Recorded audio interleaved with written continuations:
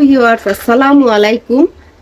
আসলে আপনারা সব ধরনের রেসিপি খেয়ে থাকেন, কিন্তু এই রেসিপিটি কখনো খেয়েছেন? এটা কিন্তু ভেন্ডি। তো ভেন্ডিটা কিন্তু আমি ডিম দিয়ে রান্না করেছি। এত সুন্দর হয়েছে, এত সুন্দর মজা হয়েছে। তো এটা কিন্তু পরোটা দিয়ে খাওয়া যায়। তো এই রেসিপিটি অনেক সুন্দর, অনেক মজাদার। আপনারা একবার ট্রাই করে দেখবেন, অনেক সুন্দর হয়েছে।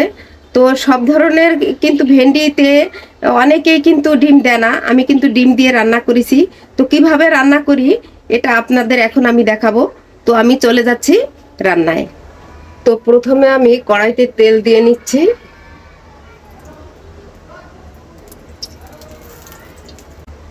এবার আমি দিয়ে দিচ্ছি পেঁয়াজ কুচি।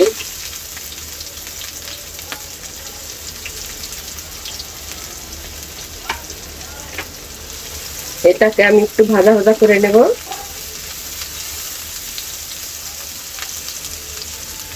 তো দেখুন আমার পেঁয়াজটা লাল হয়ে গিয়েছে।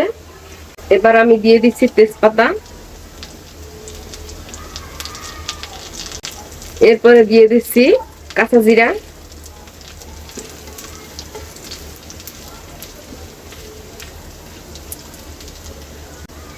এরপরে দিয়ে দিচ্ছি কাঁচা ঝাল,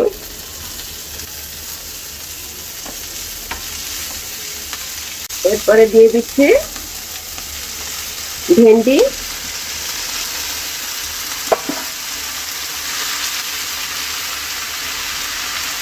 এরপরে আমি লবণ দিয়ে দিচ্ছি।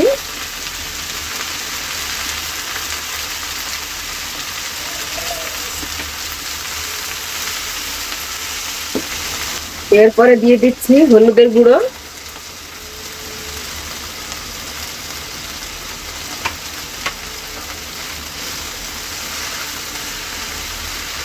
আমি এবার নেড়ে চেড়ে দিচ্ছি।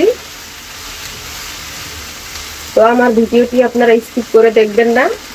স্কিপ করে দেখলে কিন্তু আসলে রান্নার যে একটা পদ্ধতি, এটা কিন্তু শেখা যায় না। তো যারা নতুন রাঁধুনি বা পুরনো রাঁধুনি, এক একজন এক এক ভাবে রান্না করেন এই ভেন্ডি ভাজিটা। এবার আমি একদম লো আঁচে দিয়ে দিব। এবার আমি 5 মিনিটের জন্য ঢেকে দিচ্ছি। একদম লো আঁচে দিবেন, তা না হলে কিন্তু পুড়ে যাবে। তো আস্তে আস্তে এটা হয়ে যাবে। ভেন্ডি কিন্তু প্রচুর পরিমাণে ভিটামিন এবং ক্যালসিয়াম রয়েছে। এবার আমার এটা সিদ্ধ হয়ে গিয়েছে। তো দেখুন কত সুন্দর ঝুরঝুরে হয়ে গেছে। এখন আমি একটু নেড়ে চেড়ে দেবো।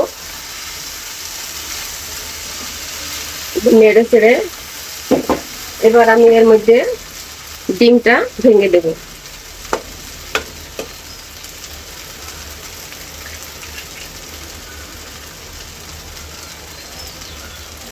ডিমটা নেড়ে চেড়ে আমি হালকা একটু তেল দিয়ে নেব।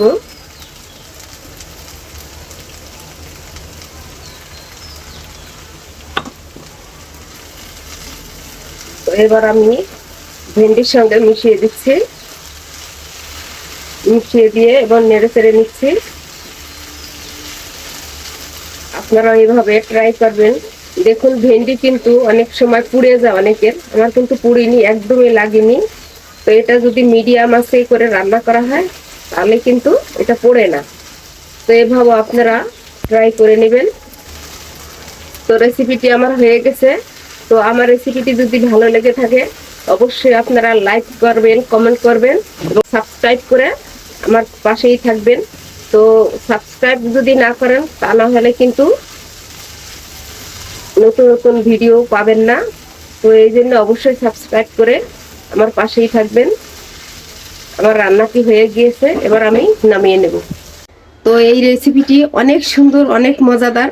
আপনারা একবার ট্রাই করে দেখবেন। সকলকে ধন্যবাদ।